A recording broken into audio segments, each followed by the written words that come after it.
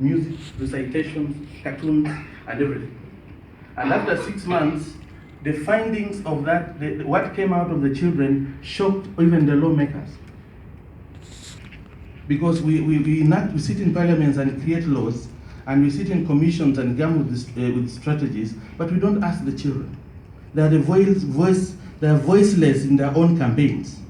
So 7 years ago we won an award from USAID just because we brought out a booklet and a video that was about speaking out. Girls were coming out to say, I'm worried I am going to be married off. I am worried. My sisters and my aunts are preparing me to be married, to be forced into marriage. But us in high places, we don't listen to them. We wait we are reactive. So coexist has stopped being reactive, but it's preventive. So programming is preventive. We prevent, and how do we prevent? We prevent by engaging communities. Because child marriage is a socialization issue. Small girls are socialized to subservience. A girl knows at the age of 5 that they are going to be married anytime, anywhere. So they accept the second position of being a lesser being. And yet us, at the national level, at the international level, we treat it as a human rights issue, yes. But how do you treat it as a human rights issue with someone who has already accepted the second position of a lesser being? So we must be able to design programming that goes to a level where we listen to the girls, we listen to communities. In 6 years ago, we went to the refugee camps in Dadaab and Kakuma refugee camp. I don't know how many of you have heard of Dadaab refugee camp. How many of you have heard about Dadaab refugee camp? I don't want to use a lot of words because some of you are going to accuse me of being either radical or fundamentalist or something. But how many of you have heard of one of the biggest refugee camps in Kenya? The one that the government wants closed down because of radicalization, and the same government is receiving funding for.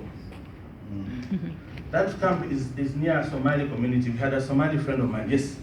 Do you have any Somalis here? Any brother from Somalia? Of Somali origin? Somali origin. Yes, I know. That's what I'm saying. And the Somalis are one of the most conservative communities. They are extremely religious and yet also extremely traditional on their traditions. When we worked in those camps, the Dadaab refugee camp that has about 1 million people had only 5 schools. And the retention of girls, the ratio between girls and boys was 90% boys, 10% girls. And there was no transition between primary and secondary, because there was no one single secondary school in the camp. But we are happy that we were able to sit down with the Somali elders, convince them about the difference, the value of, and we were innovative. I simply brought 2 friends of mine who are Somali pilots, female pilots, and sat down a council of elders. And we had a conversation about the value of a woman. And they told me all these things about what the Quran says, and what they believe about a girl and the use of a girl. And the value of a girl for them at the maximum came to 20 heads of camel. And I told them I showed them another set of 2 Somali girls. One is a chief pilot at Kenya Airways, and another one at UNHCR. She flies the planes that take us to the camp. They were shocked that a Somali girl would fly a plane to their camp, and that Somali girl had bought their father a Land Rover and has sunk a borehole. Today, from that single incident, we have 65% retention of girls in those camps. We have 24,000 girls who have now moved away from being married off and are transitioning into secondary school. UNHCR voted that strategy the best in the world in 2014. Because we sat down with the elders, gave them the value of a girl that they thought knew of a girl, and the value of this new girl, and now even those who had taken their children to marriage and who had not given birth have returned them to school. Now we have girls who have children but in class. Yes. It's about innovation, brothers. It's not about legislation. It's not legislation alone won't take us anywhere. It's innovation. And so And so Coexist was able to do that. In 2014, I performed a documentary together with the Turkana elders. Because Turkana elders believe that the value of, they say, I'm going home to see my cows. When they're going to see their wife, how many of you have heard of Turkana? They say, I'm going home to see my animals. And their first animal is his 5 or 6 wives. So the Turkana, their value of a girl is equivalent to the value of a goat or a cow. But can you imagine that after sitting down with the elders and telling them about the value of a girl and begging them and pleading with them, because one of the things that we do with communities that coexist is before we work in any community, we discover what we call entry points. And all of us as commissions must find out what are the entry points within the communities within our countries. You cannot come and host this conference among my brothers at the coast in Kenya because they want to have their tea at 5 o'clock. They want to go to the mosque at 1. And some of them would want to go and lay under a coconut tree. And if it's possible, that coconut tree has a bit of palm wine. You understand, Chief, what I mean? If the tree has a bit of palm wine, they want to have it a bit. And then when they're high on palm wine, they say their ancestors have told them. And ancestors tell them things that are bordering on hallucinations. So we must at coexist before we do anything in any community, we always identify entry points. Among the Somali community, for example, we identify the entry point is when they meet in the evenings to listen to BBC Somali. That's when we have people to talk to them. And then we map up communities that coexist and have people called community mobilizers. So we station people that the community trusts within the community to serve us as informers, to serve us as people who are going to guide us, tell us what is happening in the community, raise an alarm, give us opportunities to engage. But you cannot sit in Kigali and expect to run a program and appear in a mobile van called a gender van, and it appears there to say all the men, now these are men coming to threaten everybody in the village. And you cannot, by the way, we did a survey in Kenya that discovered that 95% of all the laws and legislation around child marriage is opposed by communities. Communities are repulsive. Communities don't want to hear anything about child marriage because, first of all, our legislative framework is made by politicians who are double speakers.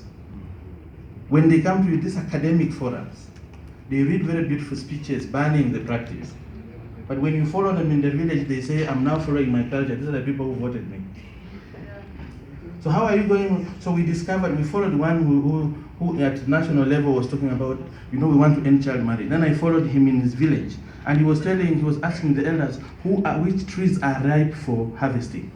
Meaning which girls here are ripe for harvesting. When they're in parliament, they talk some language, and when they're in communities, they talk some language. So how are we going to engage them? How do we as national commissions engage them to make sure that we win that? So, and then 3 years ago, we did a documentary that was actually based on small girls. So we did a documentary that was featuring child marriage, but in a form of elaboration, and I'll be sharing it with you in the days to come. And then that was a major trigger, because within the documentary, we would only put a big screen in a village and keep quiet. And the elders would come and say, I think you're talking about me. I think you're talking about my daughter. So we need to creatively engage the media. Because some of us assume that journalists know a lot of things. I was a journalist, I rose to a level of being an editor and realized, until I came out here, realized just how much journalists do not know about these things. And the media in Africa, the media in most parts of the developing world is reactive.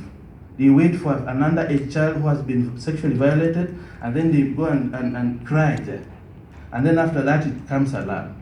So good programming at Coexist, that's why we were awarded by the European Union, was developing tools of the media that were palatable to both children and communities. And then we also hold interfaith dialogue forums. Because child marriage has acquired so many lives. It's a religious issue in some place, it's a cultural issue in some place, it's a poverty issue in another place, it's an academic issue in another place. So it's for us to be able to have a joint conversation around child marriage, we always have interfaith dialogues between Christians, Muslims, Hindus, and even non-believers. And most of the times when we walk out of that room, the consensus always is that child marriage has to stop. And we have had Muslim scholars who say, and we have had Christian scholars who have said, oh, even Christians, the Bible does not give a limit. And the Bible does not say when you should, so anyone can marry anybody, But every time we have had this interfaith dialogue forums, we've been able to be successful. So we've been doing a lot, and specifically with the boys.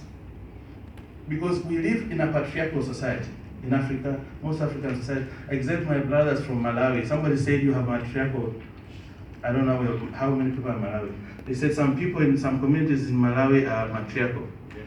And then a friend of mine the other day saw that if he was a Malawian, he would have committed suicide.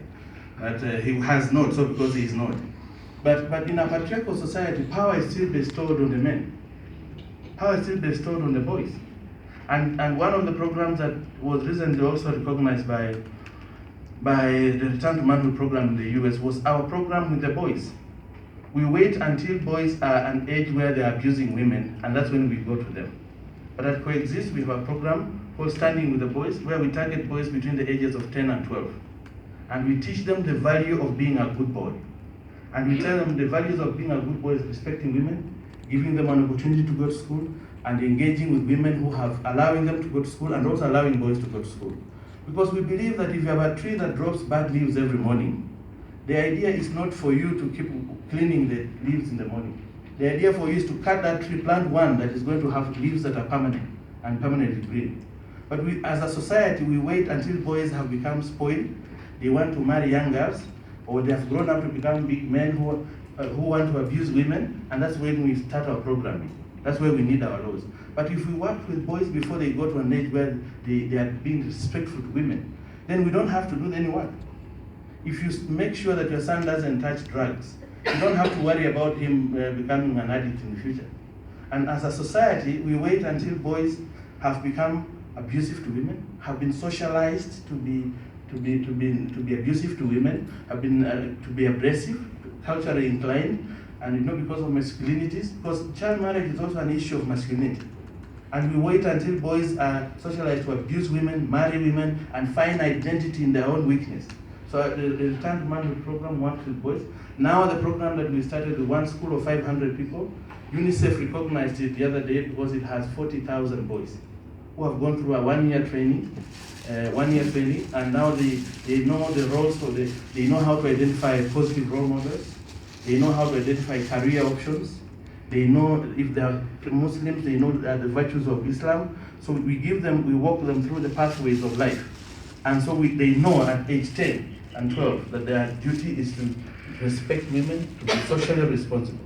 So there are so many programs that we need to engage, but I want to tell you of two very queer practices that we've been able to absorb. Among some tribes in northern Kenya, we have a practice which is called bride swift, where if I'm 70 years, I'm 80 years, and I have a heap of camels, and because I'm too old now and I cannot be able to afford another girl, I take my youngest daughter, who is 12, and I look for a friend of mine who is my age mate, but who also has a younger daughter, and we switch. So I hand over my daughter to my friend, and my friend hands over his daughter to me, and that becomes the practice. Nobody's hearing about that. We sat down, we'll be sharing some videos about that. We sat down with those elders about the dangers of that, and we've been able, as we speak, by last week, there were about 200 men who had returned the girls back to their schools. So there are harmful cultural practices. We have another very harmful practice called bidding. Bidding. How many of you have heard of bidding? I've actually done a book on it, The Beads of Death. Bidding is a practice where among the Samburu people, for example, because they're supposed to be warriors for a long time. So a warrior, some of the warriors in the bush come with beads, they buy beads in the market, and they come back to their communities, and because there's so much insecurity, they have to give the beads, they choose one of the girls. Most of the girls are either 11 or 12. In fact, it's the mothers who go and look for the warriors. Once a mother has a child who's 12 years, 10 years, they go and look for the strongest warrior to buy beads for the girl. The mother builds a house, a small hut, for the warrior to be coming at night to sleep with the daughter. I haven't finished. To sleep with the daughter for protection. and the warrior has to keep bringing beads and gifts to the family, on condition that the warrior is not supposed, the girl is not supposed to be pregnant. But if the girl becomes pregnant by mistake, it's an abomination to the community. The same mother takes the same girl who is pregnant to the bush. They step on her tummy, on her womb, until the baby comes out. They throw the baby to the hyenas, and they expel the girl from the community. So if you go to a town called Samburu, I have a video on it, and I've written a story on it. You have girls as young as 13 who are suffering from sepsis, all these diseases, because the babies were forced out of their tummies, given to the hyenas, and girls expelled. If there's no way, if there's a more crude, better way of child marriage and child abuse, for me that was the ultimate. And surprisingly, it has happened in Kenya for more than 200 years, and we don't even have documentation about it. So we finished a study on it, and probably I'll be sharing some of the outcomes of the study and how we've been able now to have about 1,000 Samburu warriors standing up against the practice. So in short, just as I finish, because I know she has this tendency of switching on the mic to threaten people. So before she threatens me, I want to threaten her that I'm going. And so before I go, I just want to raise probably 2 quick points for the National Human Rights Commission. That Africa is actually, especially I talk about Africa, we are suffering because of lack of documentation. We are not documenting some of these harmful practices. We are not sharing some of these things that are coming out. We are all dealing in isolation. I'm sitting on a table that is supposed to be the East African community, but apparently all our wrangles are coming up again. So I'm wondering how we are going to even have a continental voice when we cannot even have a regional voice. So we need to network. We need to create a solid synergy. We need to, because should no longer be business as usual, as Karen said. You cannot end child marriage by only sitting in conferences and big rooms. We can only stop it by going to communities. We can only stop it by demonizing it to an extent where nobody will accept it. Because in Kenya, when we started a campaign against widow marriage, where communities were marrying widows, we made so much noise that now the practice is literally dead.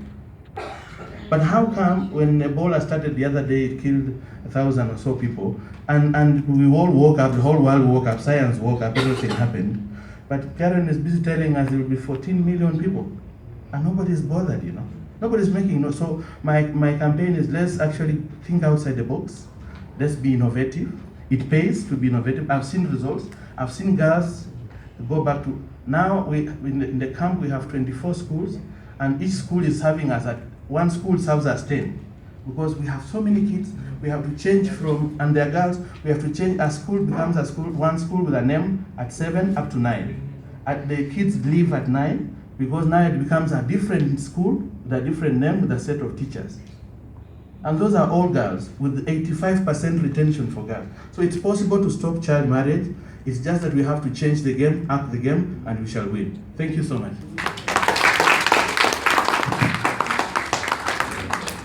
Well, to tell you the truth, I have no intentions of interrupting you, because you had no PowerPoint, but that was not necessary to attract our attention. You've shown us the power of what 2 people can do, and what the opportunities that one can take from simple situations, such as the one with the Somali pilots. More importantly, perhaps, you've really challenged us to understand that we have to think outside of that box, and we have to listen to what the victims are saying and raise that alarm. You've also given us given me certainly, I shouldn't speak for everybody, but an incredible amount of inspiration about the possibility of the change. When I first started working with the Commonwealth Secretariat on this, I thought, oh my gosh, this is such a huge, overwhelming problem, but you've given us some confidence that it can be addressed. Thinking really hard about it, however, will accomplish nothing.